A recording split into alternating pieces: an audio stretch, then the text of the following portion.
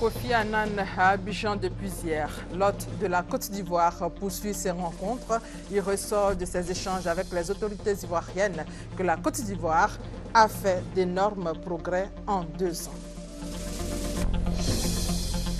Un CCI à flambant neuf, le CCI a désormais fière allure. Coût des travaux de réhabilitation, plus de 33 milliards de francs CFA. La cérémonie de remise de clés aux autorités de la BAD dans quelques instants. Après le drame de Lampedusa, l'Europe cherche des solutions tenues d'une réunion des ministres européens de l'Intérieur. Objectif, réfléchir collectivement à la façon d'éviter d'autres drames. Et bienvenue à tous. Le chef de l'État a reçu le président de la Chambre de commerce et d'industrie libanaise. Les échanges ont porté sur les préoccupations de la communauté libanaise résidant en Côte d'Ivoire, notamment la question liée à l'interdiction des sachets plastiques dont la mesure prend effet le 22 novembre prochain selon la décision du gouvernement. Le point avec Awa Touré. Le président de la Chambre de commerce et d'industrie libanaise en Côte d'Ivoire, Dr Kouri, est venu présenter au président de la République Alassane Ouattara son association et réaffirmer la volonté de la communauté libanaise de contribuer à l'édification d'une économie nationale forte. L'occasion aussi pour le Dr Kouri de soumettre au chef de l'État les préoccupations de cette communauté. Nous venons d'être reçus par le président de la République. Nous lui avons d'abord présenté la Chambre de commerce et d'industrie libanaise, de ses objectifs, de ce qu'elle fait jusqu'à maintenant. Nous avons également remercié le chef de l'État pour l'accueil fraternel et chaleureux qu'il a eu envers son homologue, le président de la République libanaise. Et puis nous avons évoqué avec le président quelques-unes de nos préoccupations. Des sujets d'actualité qui concernent la communauté libanaise essentiellement et puis toute la communauté investissement. Il a une oreille très attentive vis-à-vis de ce problème et je crois qu'il y a des choses qui se feront très bientôt. Créée en 2010, la Chambre de commerce et d'industrie libanaise en Côte d'Ivoire entend dynamiser et promouvoir une communauté d'affaires pour une économie ivoirienne forte et prospère. Et puis, vous le savez, Kofi Annan est à Abidjan. Kofi Annan et son équipe ont été reçus hier par le ministre d'État, ministre de l'Intérieur et de la Sécurité Ahmed Bakayoko, assurant l'intérim du Premier ministre Daniel Kablan-Duncan, absent du pays. L'ancien secrétaire général de l'ONU a souligné que la Côte d'Ivoire a fait d'énormes progrès en 2 ans. Le compte-rendu de Sylvie Touré. Le président de The Elders poursuit ses rencontres avec les autorités ivoiriennes. Après le président de l'Assemblée nationale, Kofi Annan s'est entretenu avec une délégation du gouvernement conduite par le ministre d'État, ministre de l'Intérieur, Ahmed Bakayoko, assurant l'intérim du Premier ministre. Les échanges ont porté sur la question de la sécurité, du développement de l'emploi et bien évidemment de la réconciliation. Il y a eu beaucoup de progrès.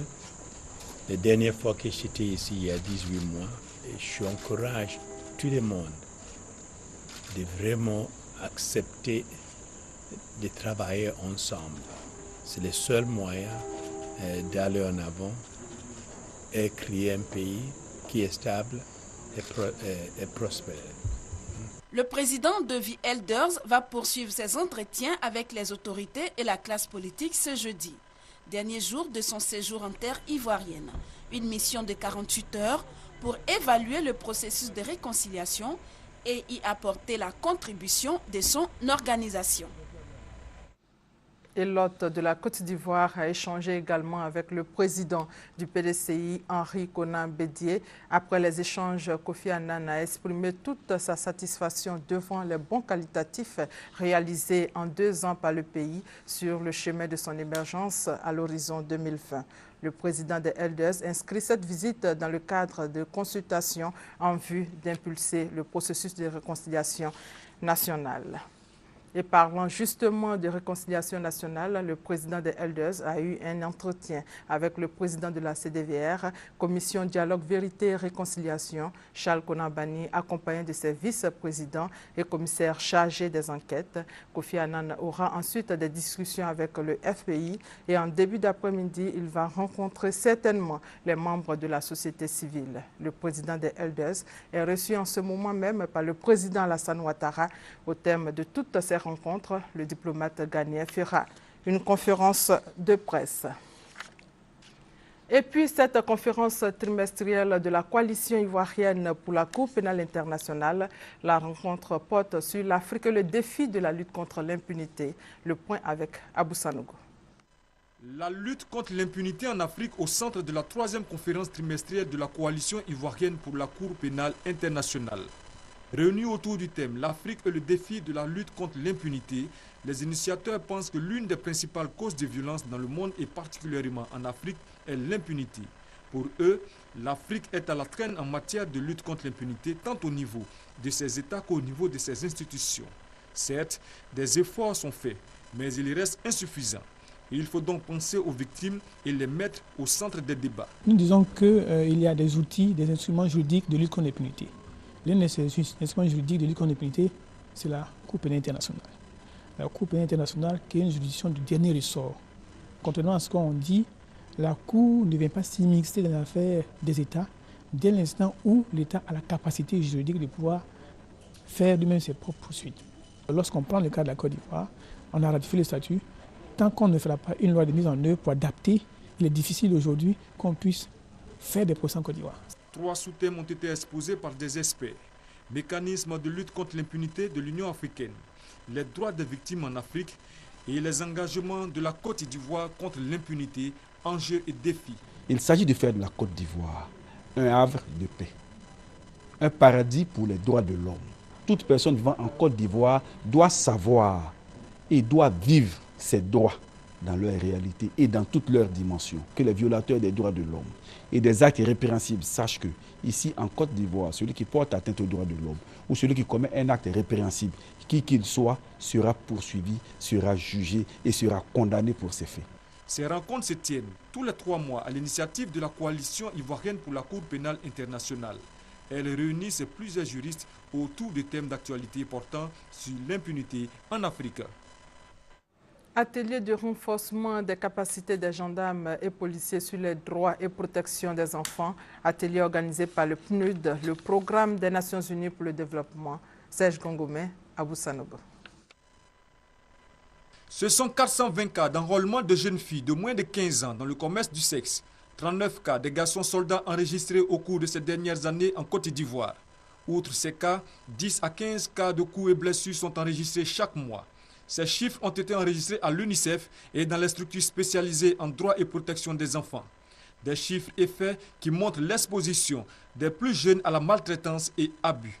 Cet atelier vise donc à renforcer les capacités des officiers de la gendarmerie et de la police nationale en matière de droit et protection des enfants et surtout attirer l'attention de ces hommes en armes sur la communication avec les enfants au cours des interrogatoires. Dans le cas des enfants, quelle que soit la situation, on pense que ce n'est pas nécessaire d'utiliser les menottes ou de mettre sur la table au moment de l'interrogatoire, de déposer son pistolet ou bien la matraque pour montrer à l'enfant que si maintenant tu ne dis pas tu ne me dis pas la vérité, voilà, je vais te frapper ou je vais utiliser ceci ou cela contre toi. Donc toutes ces attitudes-là, nous sommes en train de démontrer comment est-ce que ce n'est pas bon, comme ce ne sont pas de bonnes pratiques pour la police et la gendarmerie. L'atelier prend fin le vendredi 18 octobre prochain. Il est financé par l'UNICEF, qui travaille sur le projet en collaboration avec le ministère en charge de la Défense et le ministère d'État, ministère de l'Intérieur et de la Sécurité. Et cette bonne nouvelle, bientôt de nouvelles universités en Côte d'Ivoire. Le directeur du service de la décentralisation était face à la presse pour faire le point sur la construction de ces nouvelles universités. Selon le directeur du service de la décentralisation, les financements existent et ont besoin d'être mis à disposition pour l'exécution des travaux. Hugues Hervé-Blé. Les universités promises par le président de la République à Daloa et Korogo sont une réalité. avec déjà la transformation des unités régionales d'enseignement supérieur URES de ces villes.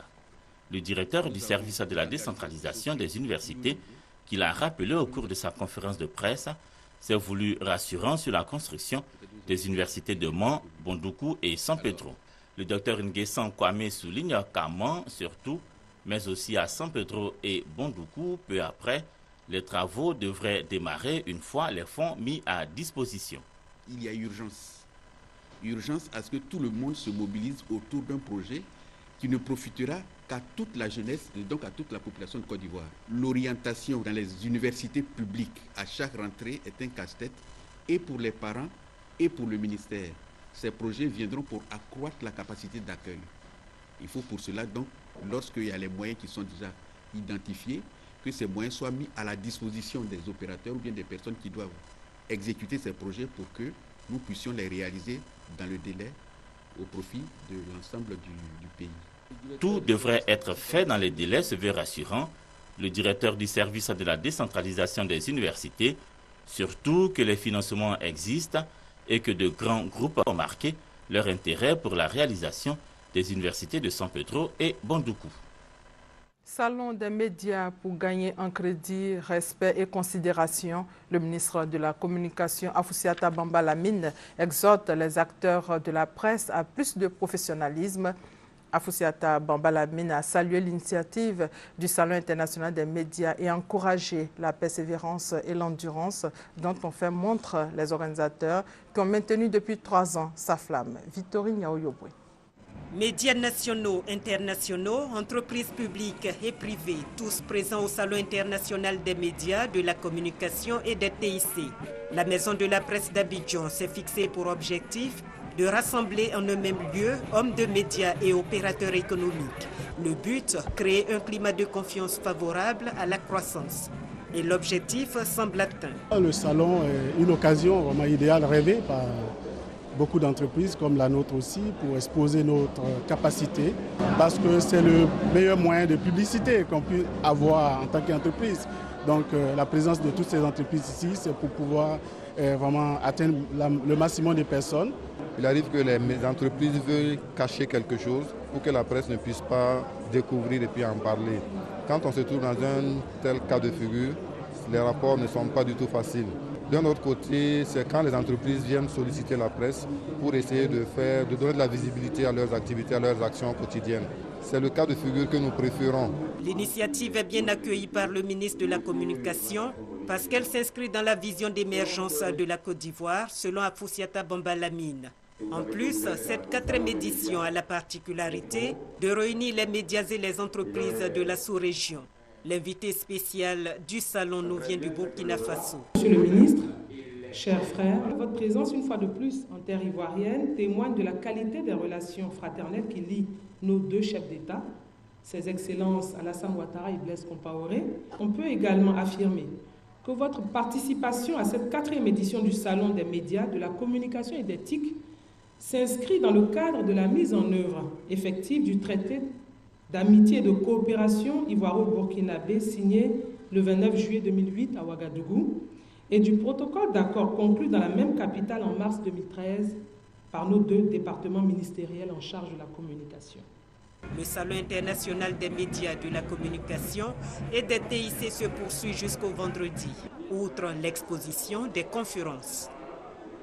La problématique de l'émergence de la Côte d'Ivoire en 2020 était au centre d'une rencontre entre experts nationaux, partenaires au développement, secteur privé et public.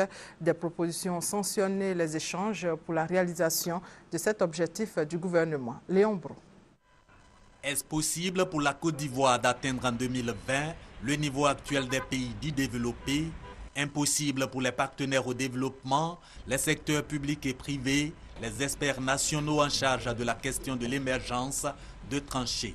Ils peuvent cependant se convaincre que le pays est sur la voie de l'émergence. Il se pose la question de la distribution de la croissance, de la réduction des inégalités, de faire bénéficier aux Ivoiriens dans toutes les localités des services sociaux de base. Avec un taux de croissance actuel de 9,8% pour 2012, et probablement 9% pour 2013. La Côte d'Ivoire est sur la bonne voie. Cette position est à la lumière des efforts en cours depuis environ 2 ans. Amélioration du climat des affaires avec notamment la création d'un tribunal de commerce, les acquis du plan national de développement, dont les infrastructures sanitaires et scolaires. Pour les experts, les efforts qui restent encore à faire sont nombreux. Il s'agit notamment de l'augmentation de l'épargne nationale, l'investissement étranger, l'intégration des marchés mondiaux, la promotion du progrès technique et la transformation industrielle. Le tout pour favoriser la création d'emplois. Le ministre d'État chargé du développement promet la prise en compte de ces recommandations. Il indique cependant les voies pour réaliser l'objectif d'un pays émergent d'ici à 2020. Des réformes vont être faites, des investissements vont continuer, mais nous l'avons dit dans le PND, la chose dont la Côte d'Ivoire a besoin le plus, c'est de la paix, c'est de la cohésion sociale et c'est la réconciliation. Là aussi, c'est l'affaire de tout le monde. À ces conditions, Mabritois que s'ajoute l'engagement de l'État et les atouts du pays au plan économique et humain. Audace Institut Afrique organise un forum sur la liberté économique en Côte d'Ivoire. Il est question de définir les défis économiques et de développement de la Côte d'Ivoire. Honorine Ngouri. Ce forum consiste à présenter des chiffres de l'audit de la liberté économique en Côte d'Ivoire, qui est classé 129e sur 152 pays, avec un score de 5,76 à l'index de la liberté économique réalisé annuellement par Fraser Institute. Selon cet institut, ces chiffres montrent que la Côte d'Ivoire manque de liberté économique et le score le plus préoccupant reste celui du système juridique. Le président du tribunal de commerce s'est prononcé sur le thème « Évolution du contexte juridique en Côte d'Ivoire », présentation du tribunal de commerce pour parler des acquis. Il y a eu une véritable évolution avec l'avènement du tribunal de commerce d'Abidjan. L'année dernière, nous avons réglé un peu plus de 500 litiges, un peu plus. Et nous avons immatriculé des milliers d'Ivoiriens et de non-Ivoiriens au registre de commerce. La justice est considérée comme un facteur de risque et donc il faut faire en sorte que l'institution judiciaire puisse accompagner le développement des affaires. Des décideurs, hauts fonctionnaires, dirigeants d'entreprises universitaires et journalistes ont partagé leurs expériences politiques et leurs opinions sur la façon dont la Côte d'Ivoire peut aller de l'avant. Et ce, en faisant accroître la liberté économique des hommes et des femmes qui y vivent et qui y travaillent. L'objectif n'est pas de juger ou de noter la Côte d'Ivoire, loin de là, mais c'est plutôt de pouvoir ressortir des défis qui vont pouvoir aider les décideurs et la société civile à avancer main dans la main vers plus de liberté. La finalité de la liberté économique prônée par Audace Institut Afrique est de faire reculer la pauvreté pour le bien-être des populations. La première édition du Forum de la Fédération nationale des commerçants de Côte d'Ivoire, c'est pour bientôt. Ce forum se veut une tribune pour plancher sur toutes les questions liées aux tracasseries routières et à la cherté de la vie. Abou Sanogo pour plus de détails. Marchands, boutiquiers détaillants, demi-grossistes, grossistes, pisteurs produits agricoles, importateurs, exportateurs réunis au sein de la Fédération nationale des commerçants de Côte d'Ivoire se retrouveront les 21 et 22 octobre prochains à l'Hôtel Ivoire dans le cadre de la première édition du Forum de la Fédération nationale des commerçants de Côte d'Ivoire. Objectif, lutter contre la pauvreté par le commerce, trouver des solutions aux problèmes des prix élevés des marchandises et développer un cadre d'échange permanent entre le gouvernement et les acteurs du commerce en Côte d'Ivoire. Au cours de ce forum, nous allons débattre des phénomènes liés à la cherté de la vie en Côte d'Ivoire. Nous voulons quand même apporter notre pierre à l'édification de la Côte d'Ivoire nouvelle et à la relance des activités économiques de la Côte d'Ivoire. Le Forum des commerçants de Côte d'Ivoire se veut une plateforme d'échange et de réflexion. Il réunira tous les acteurs du commerce, les décideurs politiques, les partenaires locaux et internationaux autour du thème « Quel commerce, quel commerçant pour une Côte d'Ivoire émergente à l'horizon 2020 ». Un CCI à flambant neuf, les trous et contreplaqués ont fait désormais place à des vitres. Les 13 ascenseurs sont opérationnels. Le CCI a désormais fière allure et les travaux de réhabilitation ont coûté plus de 33 milliards de francs CFA. L'immeuble CCIA du plateau doit accueillir les agents de la BAD dont le gros contingent arrive en janvier 2014. Cérémonie de remise de clés avec Herman Niamier. C'est un bâtiment entièrement rénové avec des équipements modernes qui vient d'être remis aux autorités de la BAD, la Banque africaine de développement. Ces travaux de réhabilitation de l'immeuble CCIA ont duré 14 mois et ont coûté à l'État ivoirien 33 700 millions de francs CFA.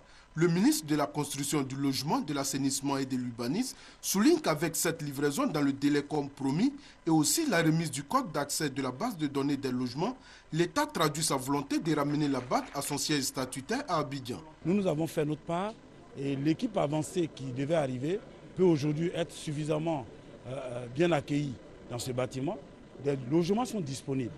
Près de 560 logements sont disponibles en ligne grâce au ministère de la Construction. Depuis leur bureau de Tunis, depuis leur domicile, chaque agent de la BAD peut consulter les appartements, choisir et avant de prendre l'avion pour retourner, il aura vu au moins le type d'appartement qu'il veut.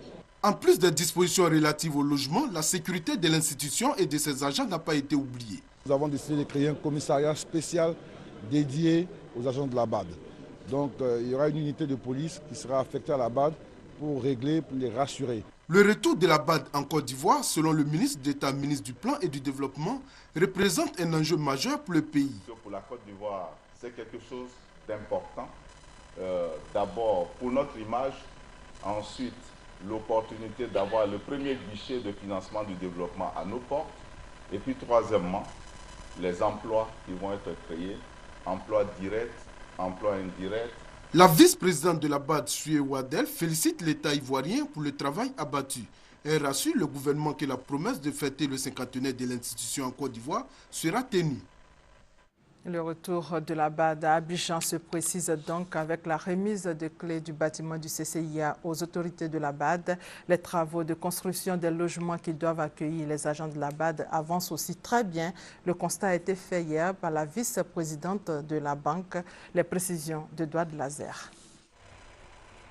Maçons, ferronniers, menuisiers et ouvriers sont à la tâche pour la finalisation de plus de 800 logements qui abriteront les travailleurs de la Banque africaine de développement en Côte d'Ivoire. Ces logements sont offerts par la Direction générale du Trésor public sur initiative du syndicat de la structure qui entend contribuer au retour de la BAD à Abidjan. C'est une visite qui est consécutive à une mission que le syndicat des agents du Trésor et la Direction générale du Trésor et de la comptabilité publique ont effectué à Tunis la semaine dernière, mettre à la disposition donc de la BAD un certain nombre de logements dans le cadre du retour de la BAD. C'est donc la contribution du Trésor public. Après la visite, nous avons échangé et les premières impressions sont assez favorables.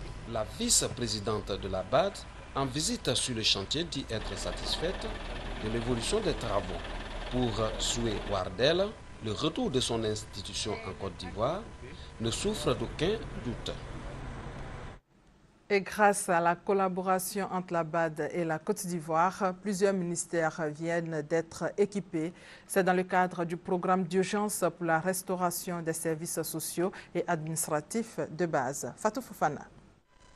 Des ordinateurs de bureau, des photocopieurs, des imprimantes et des scanners de production, le tout pour une valeur de 412 millions de nos francs, ont été offerts au ministère du Plan et du Développement, de l'Économie et des Finances et de la Fonction publique. Ces dons du programme pour la restauration des services sociaux et administratifs de base sont le fruit d'une collaboration entre l'État de Côte d'Ivoire et la Banque africaine de développement. L'institution financière s'engage ainsi à accompagner la Côte d'Ivoire vers la normalisation de son administration. Après les ministères, le programme d'urgence pour la restauration des services sociaux et administratifs de base va s'étendre aux autres secteurs de l'administration ivoirienne. Changeons de sujet pour parler éducation. En cette rentrée scolaire, les parents d'élèves de Bangolo viennent de recevoir un soutien de poids. La délégation départementale RDR de Bangolo leur a offert des kits scolaires. Eugène Atoubé. Une rentrée scolaire bien studieuse et sans doute aussi sous les heureux auspices pour les élèves du primaire du département de Bangolo. Ils viennent de recevoir du Rassemblement des Républicains de cette partie de la région du Guémon un don de près de 1000 kits scolaires, essentiellement composés de lots de cahiers et d'ensembles de mathématiques. Un acte selon Teflanchi, donateur et militant RDR de Bangolo, participe de la philosophie et des valeurs du RDR. Nos parents qui sont au village ont beaucoup plus de problèmes que nous autres. Parce que nous, on a un salaire à la fin du mois. Eux, ils n'ont pas de salaire. Nous pouvons aller à la banque prendre un crédit. Mais eux, on ne peut pas leur donner de crédit. Donc, ils attendent la vente de leur café et cacao pour pouvoir scolariser leurs enfants. Si ce don en kit scolaire peut soulager les parents d'élèves du département de Bangolo encore souffrant des stigmates de la crise, le geste est fortement apprécié par la ministre de l'Éducation nationale, Kandia Kamara. Son représentant à la cérémonie, Adama Koulibaly, l'a dit aux responsables locaux du RDR à Bangolo. Ce parti, engagé dans un élan de progression dans le Guémon, s'est doté d'un siège, lequel siège a été inauguré en marge de la cérémonie de remise de kits scolaires. Et en image, l'État a mis sur pied un observatoire pour relancer le secteur sucrier ivoirien en proie à des difficultés. Cet observatoire a démarré ses activités le 11 février 2013. Récemment, les membres ont rencontré les différents acteurs de la filière sucre pour échanger sur l'amélioration de la production. La demande nationale en sucre est estimée à 180 000 tonnes pour une production de 196 000 tonnes en 2011-2012. Célébration de la fête nationale de l'Allemagne, une fête qui commémore la réunification des deux Allemagnes en octobre 1990. Il s'agit de la République fédérale d'Allemagne et de la République démocratique d'Allemagne. C'est la résidence de l'ambassadeur de l'Allemagne à Cocody qui a servi de cadre pour célébrer l'événement. Serge Gongomé, Fatou Fofana. En 1949, le mur de Berlin divise l'Allemagne. D'un côté, la RDA, la République démocratique d'Allemagne, et de l'autre, la RFA, la République fédérale d'Allemagne. Le pays est divisé au plan idéologique, politique et social jusqu'au 3 octobre 1990, date de réunification des deux Allemagnes. Cet événement est célébré tous les ans par les Allemands, où qu'ils se trouvent dans le monde. Cette année, c'est à la résidence de son Excellence Karl Prinz, ambassadeur de la République fédérale d'Allemagne en Côte d'Ivoire, que la communauté allemande s'est retrouvée. Le diplomate a évoqué les dernières législatives en Allemagne qui ont vu la victoire d'Angela Merkel avant de donner les couleurs de la coopération entre la Côte d'Ivoire et son pays. Au niveau bilatéral, nous avons augmenté les projets de la coopération. Le président Ouattara a aussi rencontré un grand nombre d'hommes d'affaires pour les encourager à multiplier les échanges commerciaux avec la Côte d'Ivoire.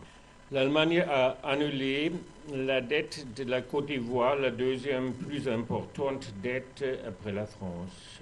23 ans après la disparition du mur de Berlin, encore appelé le mur de la honte, les Allemands disent avoir tourné définitivement cette page triste de leur histoire. J'ai grandi avec deux Allemagnes. J'ai vécu comme si c'était deux pays différents.